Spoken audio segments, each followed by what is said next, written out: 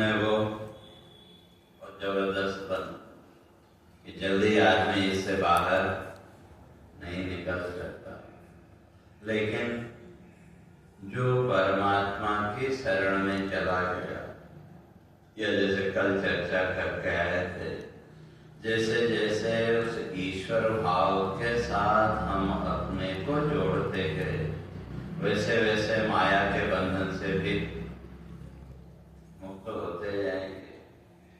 अब ये जरूरी नहीं कि भाई पहली बार में हम 24 घंटे उस स्थिति में पहुंच जाएं,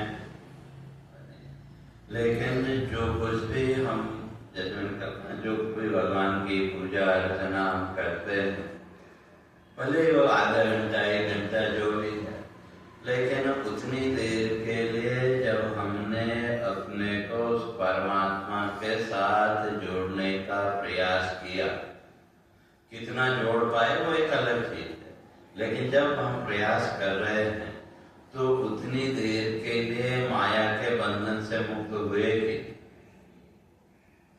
अपने आप को भी हम उससे दूर रखते हैं, और जो दूसरे अपने लोग हैं वो भी उसका ध्यान रखते हैं। और जितनी देर के लिए इस माया के चक्र से हमने अपने को अलग किया, तो उसके द्वारा जीवन में एक प्रकार की शांति और प्रसन्नता का भाव वो भी आया कि संसार में तो शांति और प्रसन्नता के लिए इतना परिश्रम करते हैं, लेकिन फिर भी वो नहीं मिलती। लेकिन जो ईश्वरीय भाव है, वहां खाली अपने हृदय में उस ईश्वरीय भाव को जागृत करना, और जिसके हृदय में वो ईश्वरीय भाव जागृत है, तो वहां फिर माया का कोई काम नहीं। जैसे आप लोगों ने कथा सुनी भागवत में प्रहलाद की, तो प्रहलाद को एक दिन हिरण्यकश्यप ने बुलाया, तो उसको मारने के बड़े प्रयत्न उसने किए। अब आखिरी प्रयास उसका बाकी था, तो उससे पहले एक दिन उसने प्रहलाद को बुलाया और पूछा कि तुम्हारे पास कौन सी ऐसी मायावी शक्ति है कि जिसके आगे मेरी सारी शक्तियां फेल हो, तो मेरी सारी चीजें, कोई भी शक्ति जो है तो तुम्हारे आगे काम नहीं आई, तो तुम्हारे पास ऐसी कौन सी शक्ति है? तो उसका उत्तर प्रहलाद जी यहाँ देते हैं, कहा मेरे पास कोई शक्ति नहीं है, लेकिन यदि हृदय भगवान अनादि रास्ते हरे यश शंख चक्र गदा धरो अव्ययात्मा। और मेरे पास कोई शक्ति नहीं है, बस मेरे हृदय में हरि का निवास है। तब मेरे हृदय में केवल परमात्मा का निवास है, और कोई संसार की दूसरी वस्तुओं के लिए मेरे हृदय में कोई स्थान है ही नहीं। अब चाहे उसको तुम शक्ति कहो या, तो इसलिए आप कहते हैं जहां वो परमात्मा का निवास है, और चाहे परमात्मा कहो, भगवान कहो, ईश्वर कहो, तो वो तो प्रकाश स्वरूप, तो जहां प्रकाश है तब फिर वहां अंधकार कैसे रह सकता? वो कभी संभव ही नहीं है। और उसी का दूसरा उदाहरण है भागवत में 10वें स्कंद के आरंभ में महर्षि वेदव्यास जी ने किया। तो जो कंस, तो पहले तो देवकी को मारने के लिए क्या, फिर बाद में वसुदेव जी ने जब समझाया तो कारागार में डाल दिया। तो इस तरह से देवकी के 6 पुत्रों की जब हत्या कर दी, तो 7वां तो संकर्षण और योग माया के द्वारा भगवान ने दूसरी जगह उनको भेजा। और जब 8वें गर्भ का आगमन हुआ, जब उसको सूचना मिली, तो उसके जो मंत्री वगैरह थे उनकी सलाह मान करके वो अपने राजमहल से निकला कि वे अब तो देवकी को मार ही डाला। तो जब देवकी नहीं रहेगी तो फिर उसका पुत्र भी कहाँ से होगा, और जब पुत्र ही नहीं होगा तो फिर मेरे को कौन मार सकता है। तो मन में पक्का निश्चय करके वो जैसे ही कारागार में पहुंचा तो महर्षि व्यास जी कहते हैं कि वहां जैसे ही उसने देवकी को देखा तो देवकी को देखते ही उसके मन की वृत्ति एकदम बदल गई। और कंस के जीवन में पहली बार और आखिरी बार, इसलिए वहां महर्षि कहते हैं कि ये ईश्वरीय प्रभाव है। जहां ईश्वर का निवास है या जहां ईश्वर अंश थोड़ा भी अगर है तो वहां किसी भी प्रकार का कोई अशुभ टिक ही नहीं सकता। तो कैसे, तो वही कंस का उदाहरण देते हैं। तो जैसे उसने देवकी को देखा तो अपने मन में अब वो विचार करने लगा कि भाई इसको मारना ठीक नहीं है, क्योंकि इसको मारने से तो बड़ा घोर पाप। इससे पहले इतने शिशुओं की हत्या की, इतने निर्दोष बच्चों की हत्या की, और बाद में भी, उसके बाद में उसने हो गया, लेकिन कभी उसके मन में ये भाव नहीं आया कि भाई ये पाप है। लेकिन जितनी देर वहां वो रहा उतनी देर उसके मन का भाव ही और बदल गया। तो इसलिए कहते हैं जहां ईश्वरीय भाव चाहे थोड़ा हो चाहे ज्यादा हो तो वहां किसी प्रकार का कोई अशुभ जीवन में रह ही नहीं सकता। तो क्या सोचने लगा कि मत्य करणीय मासुमे यदर्थ तंत्रो न विनिहन्ति विक्रमम्। तो विचार करता है इसको मारना ठीक है, इसलिए मुझे कुछ ऐसा करना चाहिए तो जिससे मेरा यश कलंकित न हो, मेरी जो प्रसिद्धि है उसमें किसी प्रकार का आए। और जो अगर प्रसिद्धि नहीं रहेगी, यश कलंकित हुआ तो मेरी जो अर्थव्यवस्था वो भी सब समाप्त हो जाए। और इसको मारना का ये तो घोर पाप है। क्यों? 3 कारण वहां कंस गिनाता है। का पहला कारण तो का ये स्त्री, और दूसरा कारण का मेरी बहन है, और तीसरा कारण कहता है ये गर्भवती है। तो इस अवस्था में अगर इसकी मैं हत्या करता हूं तो क्या ये तो घोर पाप होगा। और इस पाप का फल क्या होगा? देहे मृते मनुजा शपन्ति, का जीते जी तो लोग मुझे गाली देंगे ही देंगे, मरने के बाद भी मुझे लोग श्राप देंगे, और जब जीते जी लोग मुझे गाली देंगे तो मेरा जीना तो वैसे ही मुश्किल हो जाएगा, वो तो मृत्यु से भी ज्यादा पीड़ादायक होगा। तो कहने का तात्पर्य ये है कि वो जो ईश्वरीय भाव है, जहां वो ईश्वरीय भाव है, चाहे वो थोड़ा हो या ज्यादा हो, तो वहां किसी प्रकार का कोई अशुभ टिक नहीं सकता। तो यहाँ भगवान कह के आए कि माँ में ये प्रपद्यन्ते, जो मेरी शरण में आते हैं अथवा अपने हृदय में जो मुझे स्थान देते। और अगर हम देखें तो हमने अपने हृदय में परमात्मा के लिए स्थान कितना रखा है? अगर ईमानदारी से कहें तो हमने उस परमात्मा के लिए स्थान अपने हृदय में रखा ही नहीं है। जो सुबह उठ के जो कुछ भी थोड़ा बहुत जो कुछ भी हम करते हैं वो तो क्या है, थोड़ी देर के लिए हमने उस संसार भाव को एक तरफ करके चलो करना है। जैसे मैंने कई बार उदाहरण दिया, भाई सुबह सुबह कोई हमारे घर में आ जाए तो सुबह सुबह तो हर एक के घर की व्यवस्था अस्त व्यस्त होती। अचानक कोई आ गया तो हम क्या करते हैं, उसको बैठाने के लिए थोड़ी जगह, जो भी सोफा वगैरह उसमें थोड़ी कपड़े वगैरह जो पड़े उसको एक तरफ किया, तो उसके बैठने के लिए थोड़ी जगह बना।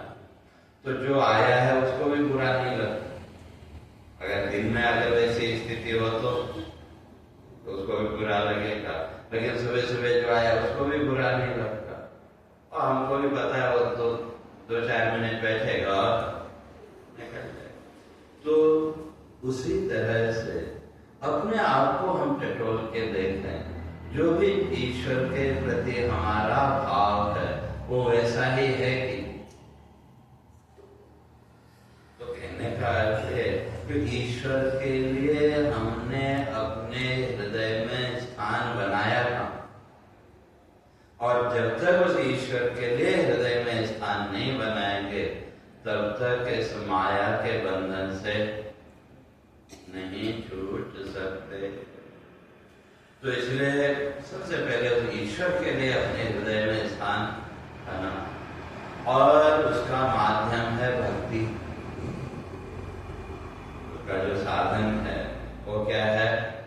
वो भक्ति। लेकिन भक्ति को भी हम लोगों ने समझा ही नहीं वास्तव। तो भक्ति जिसे हम कहते हैं, सामान्यतया हमने किसको भक्ति माना? कुछ देके कुछ लेना। भगवान के सामने भी हम गए तो वहां भी हमारा वही भाव है कि वह हम पूजा कर रहे हैं, जो कुछ भी कर रहे हैं, वह ये कर रहे हैं तो बदले में हमको ये भी मिले वो भी मिले, और हमने उसी को भक्ति मान लिया। अगर वही भक्ति है तो हमारा पूरा जीवन भक्ति के अतिरिक्त और क्या है? लेकिन वो ईश्वर भक्ति नहीं है, वो संसार भक्ति है। संसार का हमारा जितना भी व्यवहार है वहां भी अगर देखें तो वही स्थिति है कि कम ज्यादा जो कुछ। तो इसलिए भक्ति वास्तव में क्या है? पहले भक्ति का लक्षण किया, ईश्वरे परानुरक्ति ही भक्ति। वो जो ईश्वर है उस ईश्वर तत्व के साथ अपने आप को जोड़ना, और उस ईश्वर के साथ अपने आप को जोड़ने के लिए उस ईश्वर का विचार करना पड़ेगा कि ईश्वर वास्तव में है क्या। मैंने शायद पिछले साल भी बताया था कि जो ईश्वर है उस ईश्वर का हमारे जीवन में अनुभव नहीं है, ऐसा नहीं अनुभव है। जैसे पिछली बार भी मैंने बताया था, आप कहीं गए, किसी शहर में गए, अचानक कोई समस्या आ गई, तो उस समस्या से बाहर निकलने के लिए बड़ा प्रयास आपने किया, लेकिन कोई रास्ता नहीं मिलता, बड़े परेशान। अचानक कोई व्यक्ति आता है जिसको हम जानते भी, वो भी हमको नहीं जानता, लेकिन एक मानव स्वभाव है कि हम जब भी किसी भी प्राणी को मुसीबत में देखते हैं तो ये मानवीयता का एक गुण है कि हमारा प्रयास होता है उसको उससे बाहर निकाल। हाँ, अब उस गुण को हम दबा दें अपने अहंकार में, उसमें वो एक अलग चीज है। लेकिन सामान्यतया अगर देखें तो मैं इसलिए कह रहा हूँ, तो आप किसी भी व्यक्ति को देखें, सुबह से लेकर के शाम तक कितने लोगों को हम देखते हैं, सब प्रसन्न चित्त हैं, अपने प्रसन्नता में हैं, चाहे वो मनुष्य हो, पशु पक्षी हो। तो कभी आपके मन में कोई प्रश्न नहीं उठता कि भाई ये प्रसन्न क्यों है? कभी उठा क्या? कहीं अति हो तब की बात अलग है, लेकिन सामान्यतया जब प्राणियों को आप देखते हैं प्रसन्न चित्त हैं तो आपके मन में कोई प्रश्न नहीं उठता। जब किसी भी प्राणी के चेहरे से आपको दुख दिखाई दे, चाहे वो मनुष्य हो, चाहे आपका परिचित हो, अपरिचित हो, यहाँ तक कि पशु पक्षी के जीवन में भी जब आपको दुख दिखता है तो तब आपके मन में प्रश्न उठता है कि, और उसके साथ साथ उस प्राणी को उस दुख से बाहर निकालने का भाव भी आपके अंदर प्रकट होता है। अब आप कर पाए या नहीं कर पाए वो एक अलग बात। तो इसलिए ये मानवीय स्वभाव वे पशु पक्षियों में ये नहीं मिले। इसलिए जिस प्राणी के अंदर मानवता है उसी के अंदर ये हुआ। जिसने अपने जीवन में आसुरी भाव को बढ़ा लिया तो वहां तो वो है भी तो उसको बोध ही नहीं है। तो इसलिए वो जो मानवीय भाव, तो उसके कारण हमारा जो भी परेशानी है उससे निकालने का हम प्रयास करते हैं। और वो जो व्यक्ति, आप तो उसको जानते नहीं, वो भी आपको नहीं जानता, उसने आपकी मदद की और आप उस समस्या से बाहर निकले। और जब अपने घर पहुंचे, घर पहुंच के जब आप शांति से जब विचार करते हैं तो क्या बोलते हैं कि उस रूप में ईश्वर ही आया था, मानते हैं कि उस व्यक्ति के रूप, वो व्यक्ति भी हो सकता है, कोई वस्तु भी हो सकता है, कोई जीव दूसरा प्राणी भी हो सकता है, तो उस रूप में ईश्वर ही था, हम मानते हैं कि तो फिर ईश्वर का अनुभव जीवन में है कि, लेकिन उससे आगे हमने कभी उसका विचार नहीं किया। तो उसका विचार यही है, विचार का निचोड़, कि वे जो हर परिस्थिति में बिना किसी स्वार्थ के, बिना किसी अपेक्षा के आपकी किसी न किसी रूप में जो शक्ति मदद करने के लिए तैयार है, ऐसी जो शक्ति है उसी का नाम ईश्वर। तो अब इस दृष्टि से अगर विचार करें तो जितने भी वनस्पतियां हैं, जितने भी पेड़ पौधे हैं, वो सब अपना काम कर रहे हैं, तो उनको हमसे क्या स्वार्थ है? मनुष्य तो इतना स्वार्थी है कि अगर उसकी अपनी अपेक्षा पूरी नहीं हो, अपने हाथ से लगाए हुए पेड़ को भी काटने में संकोच नहीं करता, स्वाभाविक है संसार। लेकिन क्योंकि हमारी तो अपेक्षा है, लेकिन वो जो पेड़ पौधे हैं जंगलों में इतने लोग हैं, उनको हमसे क्या अपेक्षा है? लेकिन बिना अपेक्षा के वो अपना काम कर रहे हैं कि तो किसी रूप में हम सब की मदद कर रहे हैं। तो उस दृष्टि से अगर देखें, वो जो पेड़ पौधे हैं उनके अंदर भी तो ईश्वर का रूप है कि, और उसी तरह से पशु पक्षियों को भी अगर देखें, हमने तो छत पे थोड़ा पक्षियों के लिए दाना डाला, तो हम तो वहां भी पुण्य की आशा लगा के बैठ जाते हैं कि मैंने ये किया तो मुझे इसका ये फल मिलना चाहिए, वो फल मिलना चाहिए। लेकिन वो जितने भी पशु पक्षी हैं, तो वो हमसे क्या अपेक्षा रखते हैं? आपने दिया तो ठीक है, नहीं दिया तो भी ठीक। तो कहने का इस दृष्टि से अगर विचार करें तो उन पशु पक्षियों के रूप में भी तो ईश्वर ही है कि वो दृष्टि हमारी होनी चाहिए। तो इसलिए उस ईश्वरीय रूप का जब हम विचार करेंगे, कुछ चिंतन करेंगे, तो धीरे धीरे उस ईश्वरीय सत्ता के साथ हमारा मन अपने आप जुड़ने लगेगा। क्यों अभी तक हमने मान तो लिया कि वह ईश्वर है, लेकिन ईश्वर क्या है, कैसा है, उसका हमने कितना जीवन में विचार किया। या हमारे जीवन की सबसे बड़ी समस्या ये, हम जिसको मानते हैं, हम जिसको मानते हैं उसको कभी जानने का प्रयास हमने नहीं किया, और जिसको जानते हैं उसे मानते नहीं। संसार नाशवान है, झूठा है, ये सब जानते हैं कि तो पूरे जीवन का हमारा अनुभव है, लेकिन फिर भी उसको मानने को तैयार हैं क्या?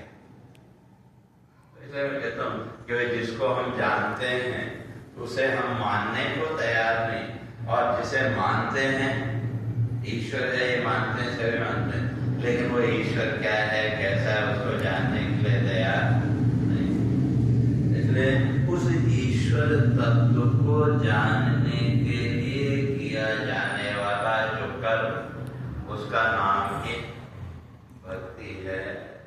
तो जब वो ईश्वरीय भाव हमारे चित्त में धीरे धीरे जैसे जैसे वो प्रकट होगा, तो वहां महर्षि कहते हैं हमारे जीवन का जो अशुभ है वो धीरे धीरे अपने आप दूर होता जाएगा, और अशुभ का वहां फिर ये माया का जो प्रपंच है तो ये धीरे धीरे दूर होता जाएगा। तो इसलिए तो वहां भगवान इस बात को स्पष्ट करके तो, लेकिन जो उस ईश्वरीय भाव को अपने हृदय में स्थान नहीं देते, जो अपने हृदय में मानवीय भाव, ईश्वरीय भाव तो बहुत दूर की बात है, जो इस मानवीय गुण को भी अपने जीवन में अगर नहीं आने देते तो क्या फिर तो उनके जीवन में तो आसुरी भाव तो है, और जिसके जीवन में आसुरी भाव है क्या वो तो फिर मेरी शरण में नहीं आएगा। तो इसलिए उस ईश्वरीय भाव को जागृत करने का जो साधन है वो है तो भक्ति का अर्थ पहले उस ईश्वर तत्व को जानना, और जब उस ईश्वर के बारे में हमने विचार किया, उसको जाना, तो धीरे धीरे हमारा मन अपने आप उसके साथ जुड़ता चला जाएगा, और वो जो स्नेह भाव है, तो ईश्वर के प्रति जो भाव है, उसी का नाम है भक्ति। अब उस अपने भाव को कैसे प्रकट करें?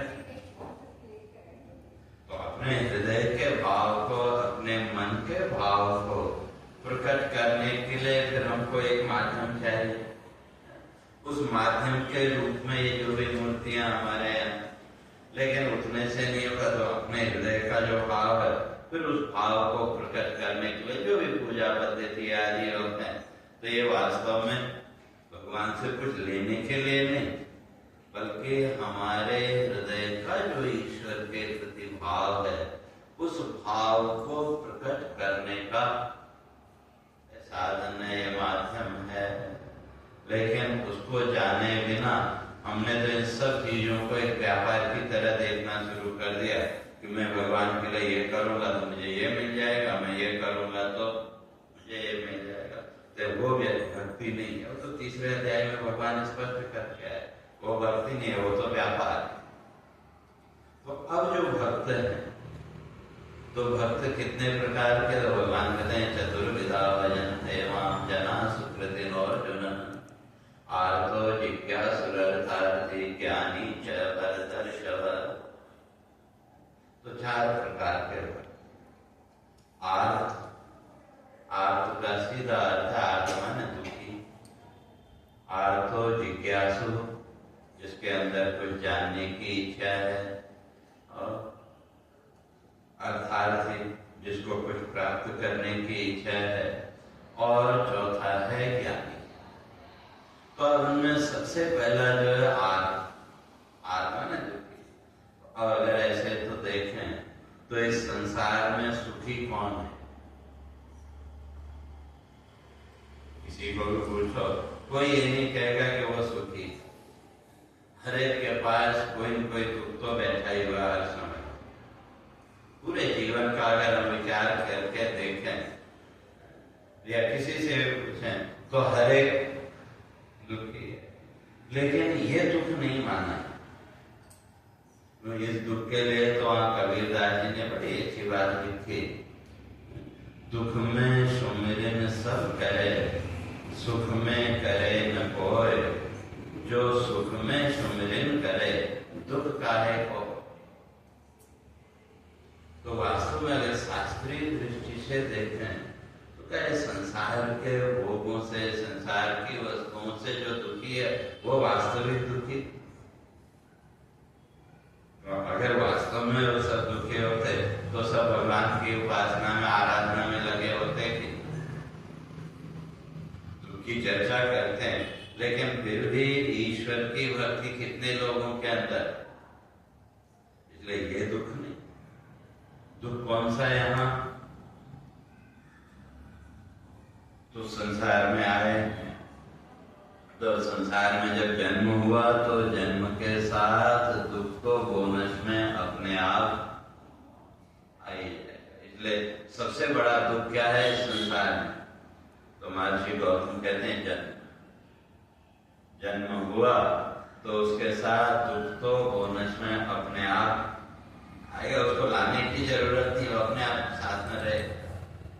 तो इसलिए सही अर्थों में दुखी वही है, वही भगवत भक्ति की ओर जाएगा कि जो संसार में, लेकिन ये संसार के जो भी बंधन आदि ये नहीं चाहता, लेकिन फिर भी प्रारब्ध के अनुसार आए।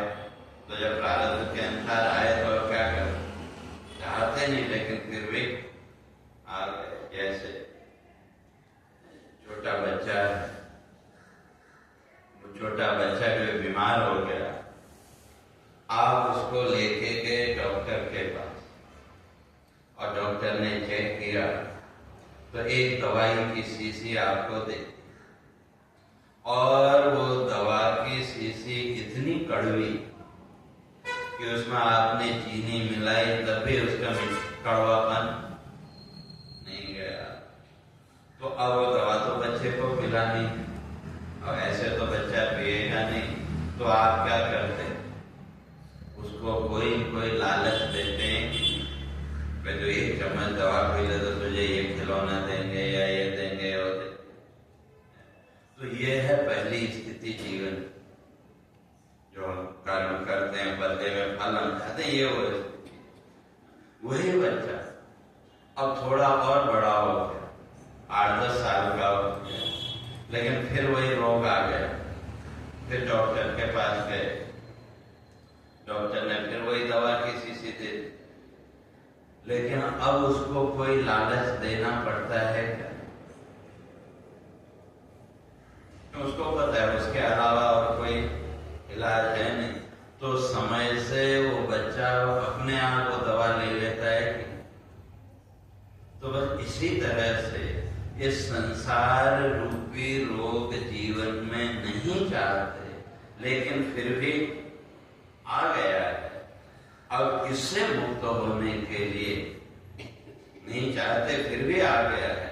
अब जब आया है तो जो भी है उसको पूरा तो करना पड़ेगा, लेकिन उसके साथ साथ उस बंधन से मुक्त होने की इच्छा जिसके अंदर है वही वास्तव में आर्त है। संसार के सुख दुख से जो सुखी दुखी है वो भक्त नहीं हो सकता। जो इस संसार बंधन से मुक्त होना चाहता है, कहते हैं वही वास्तव में आर्त पहली श्रेणी का भक्त। क्यों? फिर उसकी जो निष्ठा है वो जब इस संसार बंधन से, जन्म मृत्यु के बंधन से मुक्त होने का जब उसके अंदर भाव है, तो फिर उसकी संसार निष्ठा अपने आप धीरे धीरे खत्म हो जाएगी। तो उसकी जो निष्ठा है वो उस परमात्मा के प्रति दृढ़ होती चली जाएगी। तो वो आर्त, तो ये पहली श्रेणी का। और दूसरा जिज्ञासु। तो जिज्ञासु का जानने की इच्छा। तो अब क्या जानने की इच्छा? तो उसी ईश्वर तत्व को जानने की इच्छा। दूसरी श्रेणी में क्या है? तो पहले पड़ाव का क्या? इस संसार बंधन से मुक्त होने के लिए उस ईश्वर के साथ अपने आप को जोड़ना। ईश्वर है ये पता है, वो भगवान हमको मुक्त कर सकता है, वो पता है। तो पहले स्थिति में उसके साथ हमने अपने आप को जोड़ा। और दूसरे स्टेज में तो जिसके साथ हम अपने आप को जोड़ रहे हैं, तो वो क्या है, कौन है, कैसा है, वो भी तो जानना पड़ेगा कि नहीं। वो इच्छा भी अपने आप उत्पन्न होगी कि वो स्वाभाविक है। उसके लिए फिर हमको आग्रह नहीं करना पड़ता किसी भी। भाई कहीं भी आप जाएं तो वहाँ कैसा है, क्या है, वो जानने की जिज्ञासा होती है कि भले आप एक दिन के लिए जाएं या एक महीने के लिए जाएं, लेकिन जहां भी आप जा रहे हैं वहां कैसा क्या होगा वो जानने सहज इच्छा है। तो लेकिन पहले आर्त होना जरूरी। पहले इस संसार भाव से या इस संसार बंधन से मुक्त होने की इच्छा। खाली में मैं भी मुक्त होना चाहता हूँ, इतना कहने से काम नहीं होगा। और दृढ़ संकल्प रूप में जरूरी है। तो जब वो हुई तो वो ईश्वर भक्ति वाली पहली श्रेणी की, और वो करते करते फिर उस ईश्वर को जानने की इच्छा, वो ईश्वर वास्तव में है कैसा।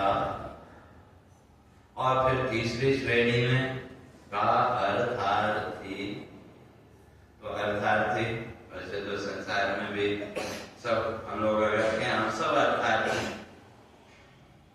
तो ईश्वर को जानने की भी हमारी इच्छा नहीं है, और इस संसार बंधन से मुक्त होने की भी इच्छा नहीं है। लेकिन मैं जो कुछ करूं तो भाई बदले में कुछ न कुछ मुझे मिलना चाहिए, तो इसलिए अर्थार्थी। लेकिन ये अर्थार्थी वो जो साधना, वो जो ईश्वर तत्व है, उस ईश्वर तत्व को जानने के बाद क्या मिलेगा, उसकी जिज्ञासा।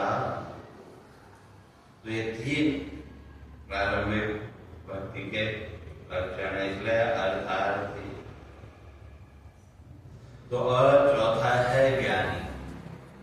तो ज्ञानी को तो कहते हैं, ज्ञानी को तो कोई अपेक्षा है ही नहीं। इसलिए अगर वैसे देखें तो ये जो चार भिन्न भक्ति के, तो ये अलग अलग हैं ऐसा नहीं, एक ही जीवन के ये चार पड़ाव हम कह सकते हैं। और जब पहले से चलेंगे तभी अंतिम पर पहुंचेंगे। तो इसलिए सबसे पहले अपने आप को इस संसार बंधन से मुक्त करने की इच्छा, वो पहले जरूरी है। और कैसे, तो का संकल्प रूप, दृढ़ संकल्प उसका होना। तो इच्छा तो हम सबके अंदर, जो भी सत्संग में आते हैं, जो कुछ भी हमने शास्त्र आदि का श्रवण किया, जो कुछ भी थोड़ा बहुत हमारी समझ में आया, तो मोक्ष की इच्छा तो प्रकट हुई थी। लेकिन दृढ़ता कितनी है? इच्छा तो है, इच्छा नहीं है, लेकिन ये इच्छा भी क्या है, समय के अनुसार। जब कहीं कोई मोक्ष आदि की चर्चा चली तो हमारी वो इच्छा जागृत, लेकिन उसके लिए हमने किया क्या? जैसे हम समझो कि जो भी तीर्थ आदि हैं आसपास हैं, या भी उधर कुंभ मेला चल रहा है, तो वहां जाने की इच्छा है कि नहीं कहीं की मन में? ठीक है, नहीं गए, परिस्थितियां अनुकूल नहीं, वो जो कुछ इच्छा तो सबके मन में कहीं कहीं, लेकिन इच्छा होने से कुछ नहीं। लेकिन जिस दिन आपने निश्चय किया नहीं अब तो जाना ही है, और जैसे ही आपने निश्चय किया, जिस क्षण आपने निश्चय किया, उसी समय से आपकी तैयारी शुरू हो जाती है कि वह इसी तरह से इस संसार बंधन से मुक्त होने की केवल इच्छा से काम नहीं चलेगा। उस इच्छा को हमें संकल्प बनाना पड़ेगा, और जब तक वो संकल्प नहीं होगा तब तक ठीक है, हमने सुना, समझ में आया, थोड़ी देर के लिए एक शांति का भाव हमारे चित्त में प्रकट हुआ, और फिर थोड़ी देर बाद वही फिर संसार का रोना धोना। इसलिए जब वो दृढ़ता उसमें आएगी तो फिर रहना तो इसी संसार में पड़ेगा। संसार को छोड़ के तो कहाँ जाए? फिर जहां भी जाएंगे वहां अपना एक संसार होगा। वहां आप संन्यास आश्रम में भी आए तो वहां का भी तो अपना एक संसार है कि रहना तो इसी संसार में। ठीक है, वो संसार का लेवल अलग है, यहाँ का संसार का लेवल अलग है, लेकिन संसार तो है। तो इसलिए रहना तो इसी संसार में पड़ेगा। लेकिन जैसे जैसे वो इच्छा हमारी दृढ़ होगी तो फिर वो जो संसार भाव है हमारा मन उससे अलग हटने लगेगा। सीधे सीधे कहें वैराग्य का भाव, संसार के प्रति एक तरह का वैराग्य। और जब संसार से वैराग्य हुआ तो मन को तो कहीं कहीं लगाना पड़ेगा। तो फिर मन कहाँ जाएगा? सहज रूप से, स्वाभाविक रूप से ईश्वर भाव के साथ और मन जुड़ेगा। और जब मन उस ईश्वर भाव के साथ जुड़ा तो धीरे धीरे उस ईश्वर तत्व को जानने की जिज्ञासा भी प्रकट होगी। और जब जिज्ञासा प्रकट होगी तो फिर उसके लिए प्रयत्न करें, और जब प्रयत्न करेंगे तो आगे क्या होगा वो भी फिर वो जिज्ञासा रहेगी। तो वो धीरे धीरे वो करते करते कहाँ पहुंचे, का ज्ञान की स्थिति में। इसलिए जो भक्ति है, भक्ति का लक्षण ही क्या, नारद भक्ति सूत्र में महर्षि स्पष्ट करते हैं, भक्ति ही ज्ञानाय कल्पते। तो जो भक्ति है वो किसके लिए, इस संसार के सुख भोग के लिए नहीं, बल्कि भक्ति का उद्देश्य है ज्ञान। अर्थात हमको इस संसार के कर्म बंधन से ऊपर उठा करके भक्ति तक ज्ञान तक पहुंचाने का जो माध्यम है, जो साधन है, उसका नाम है भक्ति। तो इसलिए भगवान कहते हैं ये जो चारों हैं, तो ये सब कैसे हैं, जना सुकृति का सब पुण्य कर्म। तो अब शुरू के जो तीन हैं का उनको तो कोई अपेक्षा है, लेकिन जो ज्ञानी है उसको ईश्वर से कोई अपेक्षा है। तो इसलिए तो वो जो ज्ञानी है तो वो तेषां ज्ञानी नित्य युक्त एक भक्तिर विशिष्यते प्रियो हि ज्ञानिनो अत्यर्थम अहम सच मम प्रिय। तो इसलिए कहते हैं वो जो ज्ञानी है तो वो भक्ति भी करेगा तो किसकी, किसी एक, हमारी तरह नहीं आज इसको मान लिया, कल उसको माना, परसों उसको माना, वो तो जिस किसी भी रूप के प्रति उसकी निष्ठा है, श्रद्धा है, तो वो और हर रूप में फिर वो उसी को देखेगा। उसकी जो दृष्टि है, दृष्टि उस तत्व पर है। इसलिए एक भक्ति, तो उसके अंदर तो फिर एक भाव को ईश्वरीय भाव के अतिरिक्त और वो भाव का संसार के सभी पदार्थ जैसे वो हमारे अंदर नहीं है ऐसा नहीं, लेकिन हमारे अंदर सीमित है। जैसे आप मंदिर में गए, मंदिर में अलग अलग मूर्तियां हैं, हर मूर्ति को आप नमस्कार करते हैं और उन मूर्तियों से संबंधित कोई मंत्र आदि आपको याद हो तो वो भी आप बोलते हैं। लेकिन हर मूर्ति के रूप में आप जिसको देखते हैं वो एक है कि अलग अलग है?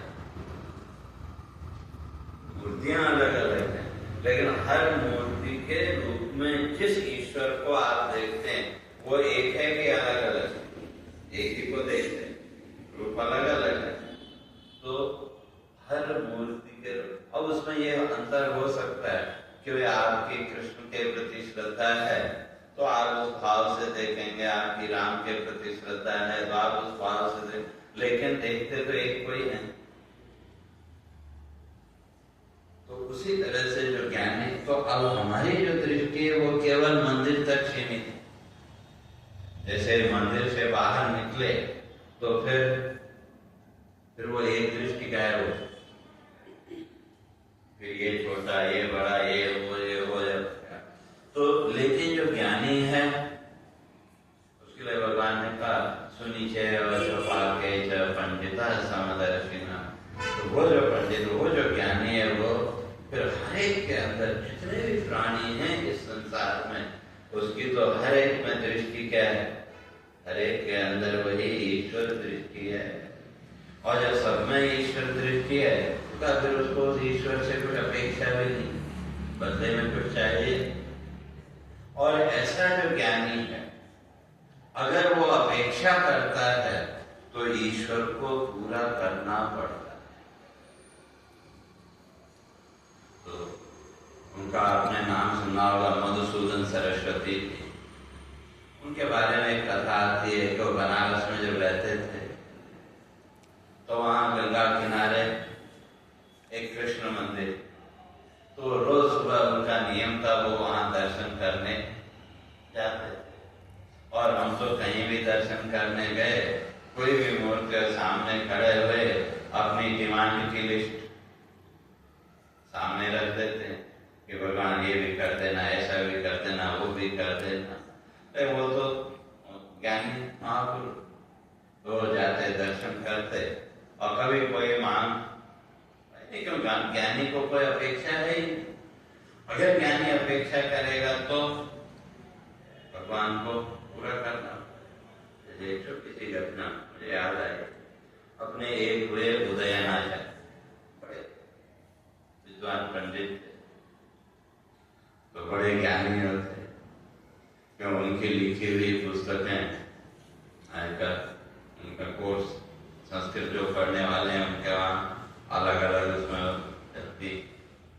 कहते हैं कि वो एक बार आए जगन्नाथपुरी दर्शन के लिए, और पहले एक नियम था धूलि दर्शन। धूलि दर्शन पुराने लोगों का होता कि आप जहाँ भी तीर्थ स्थान में गए तो वे जिस अवस्था में है पहले उसी अवस्था में दर्शन करना, फिर बाद में जहाँ रुके वहां फिर आप जो है तो फ्रेश होकर स्नान वगैरह करके फिर दोबारा। लेकिन जो पहला दर्शन है वह आप जिस अवस्था में हैं उसी अवस्था में जाके दर्शन करने का तो वो नियम होता। तो वो आए और जब वो दर्शन के लिए वहां पहुंचे तो कहते हैं भोग का समय हो गया, भगवान के भोग का समय। तो पंडितों ने भोग लगा के दरवाजा बंद कर दिया।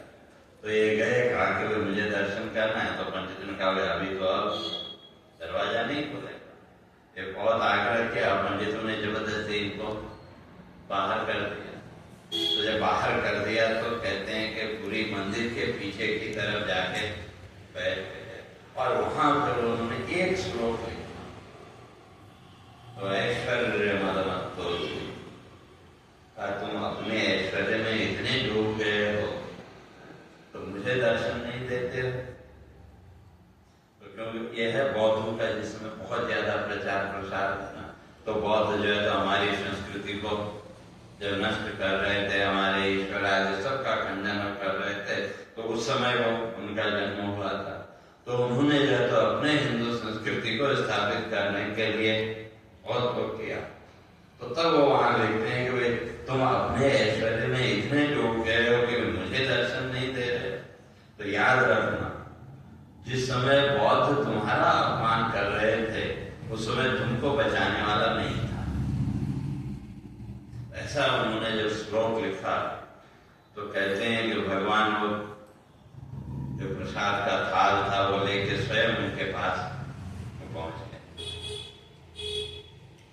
और इधर जब टाइम हुआ, पुजारी ने जब दरवाजा खोला तो देखा वहां तो थाल है ही। तो अब अल्लाह हो गया, थाल गया तो गया कहां? वे कोई आया भी नहीं, ऐसा चमत्कार तो पहले कभी हुआ नहीं। सब इधर उधर देखा नहीं, तो फिर देखते देखते मंदिर के पीछे पहुंचे तो वहां वो जो है तो थाल उनके सामने रखा, आराम से वो भोजन कर रहे हैं। तो तब जो है तो पंडितों को उनकी महिमा का पता लगा। तो कहने का अर्थ है कि जो ज्ञानी है, तो ज्ञानी को ईश्वर से कोई अपेक्षा नहीं। अगर वो अपेक्षा रखता है तो फिर ईश्वर उसको पूरा करने में देर नहीं करेगा। तो उसी तरह से मधुसूदन सरस्वती जी भी कहा कि वो रोज दर्शन करने जाते थे, और दर्शन क्या कुछ मानना तो है नहीं, वह अपना करते हुए भगवान का दर्शन करना और अपना निकल जाना। तो कहते हैं कि उस मंदिर के बाहर एक कोढ़ी भी बैठा रहता। अब वो भी रोज भगवान के दर्शन करने जाता और रोज भगवान से मांगता कि मेरा एक कोढ़ कर दो, ये कर दो, वो कर दो। काफी समय हो गया।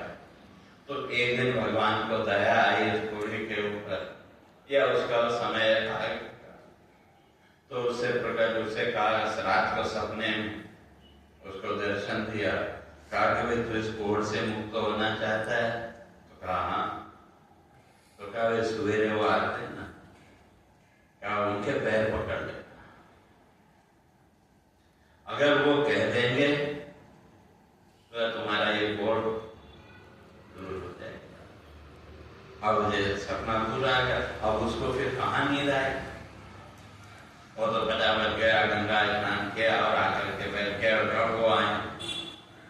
तो जब वो आए तो भगवान का दर्शन किया और जब वापस जाने लगे तो कहते हैं घोड़ी जो तो उनके पैरों में गिर पड़ा।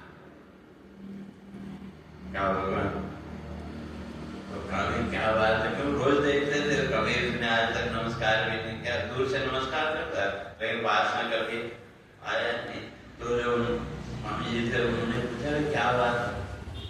तो कहा रात को मुझे सपना आया, सपने में भगवान ने ऐसा कहा अगर आप एक बार बोल दोगे तो मेरा कोढ़ दूर हो जाएगा। तो कहते हैं उन्होंने कहा ठीक है, भगवान की अगर ऐसी इच्छा है तो चाहे तेरा कोढ़ दूर हो जाए। और बोल के वो तो चले गए। अब उनका तो रोज नियम था, फिर अगले दिन सुबह जब आए तो कहते हैं वो जो मूर्ति थी वो उनको मुस्कुराती थी। और तो तब उन्होंने पूछा कभी इतने दिन हो गए तो आज तक कभी आपने मेरे से आंख नहीं मिलाई, कभी मेरी ओर देखा नहीं, आज क्या बात है? तो तब वहां कहते हैं कि वे भगवान ने उत्तर दिया, कहा कि वे तुम ज्ञानी थे, तुम दर्शन करने तो आते थे लेकिन मैं तुम्हारा ऋणी हो गया, तो इसलिए मैं तुमसे नजर भी नहीं मिला पाता था। तो क्या फिर आज ऐसा क्या हुआ? तो कहा आज मैं तुम्हारे ऋण से मुक्त हो गया। कहा कैसे?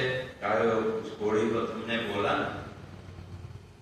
कि तुम्हारा कोढ़ भले भगवान की इच्छा है लेकिन तुमने मेरी इच्छा के आधार पर उसको बोला, तो तुम्हारा जो संकल्प है उसको मैंने पूरा किया, इसलिए मैं तुम्हारे ऋण से आज मुक्त हुआ, इसलिए मैं अब तुमको सामने सामने और देख सकता हूँ। तो कहने का अर्थ है कि जो वास्तव में ज्ञानी है तो ज्ञानी को तो उस ईश्वर से भी कोई अपेक्षा, वो अपना कर्तव्य नहीं करेगा ऐसा नहीं। हम लोगों की तो स्थिति क्या है, अगर हमको भगवान से अपेक्षा न हो तो हम दर्शन करने भी नहीं जाते।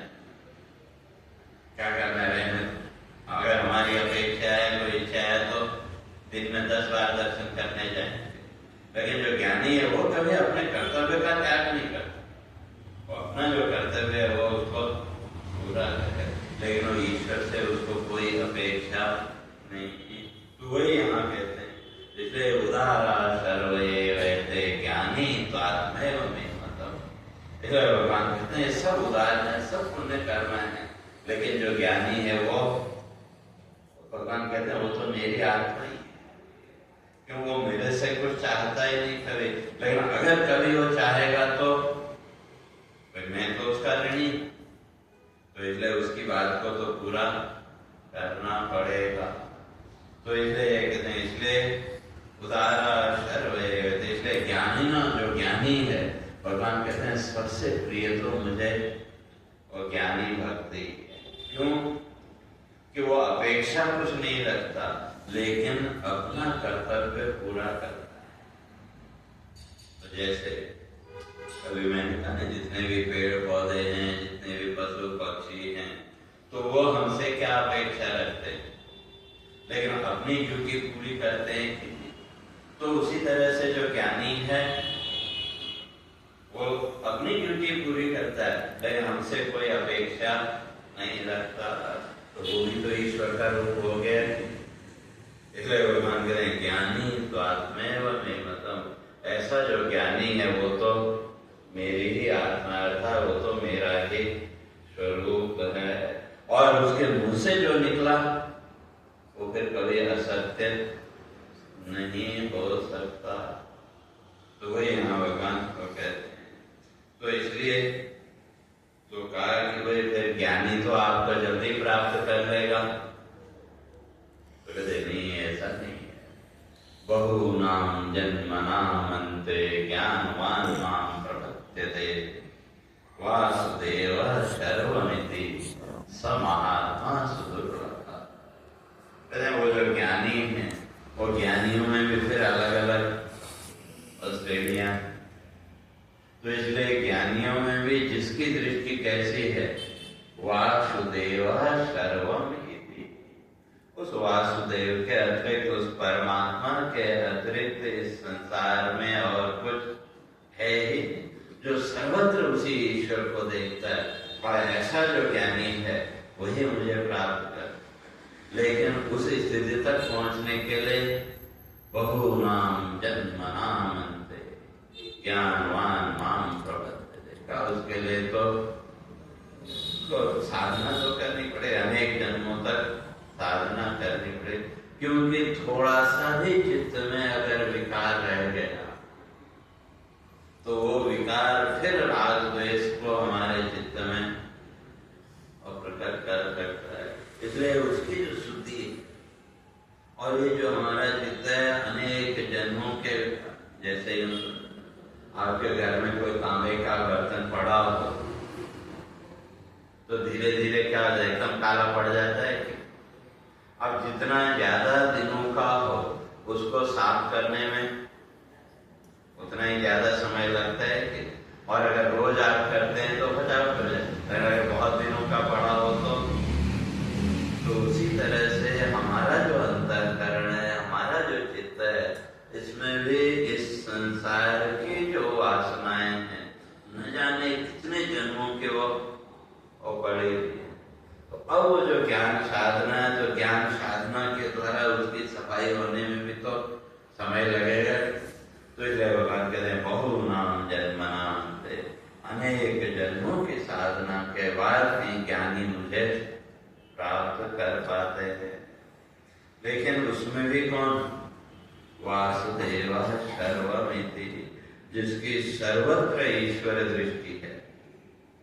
तो वासुदेव का सीधा अगर अर्थ करें तो कृष्ण, लेकिन जब शब्दों का जब अर्थ करेंगे तो वासुदेव का तो वासयति सर्वभूतानि, जिसका इन सभी प्राणियों के हृदय में निवास है। और वहां रह के वो क्या कर रहा है, देवतीय प्रकार से जो इन सभी प्राणियों के हृदय में बैठ करके इनको प्रेरित कर रहा है। ऐसा जो तत्व है, ऐसी जो शक्ति है, जिसकी दृष्टि उस तत्व तक पहुंच गई, जिसने उस तत्व को जान लिया, वो तो इस जीवन में भी, इस जन्म में भी इस संसार बंधन से मुक्त हो सकता है। अर्थात जब तक वो स्थिति चित्त की नहीं बनेगी तो भगवान कहते हैं तब तक ये माया का चक्र चलता रहेगा। हाँ, आप साधना करें तो धीरे धीरे ये कम होता चला जाएगा। तो इसलिए दो तत्व ज्ञान की जो प्राप्ति है वो, उसके लिए तो वो साधना वो करनी पड़ेगी। तो कैसे, तो उसकी चर्चा इस सत्र के कल के अंतिम प्रवचन में करेंगे।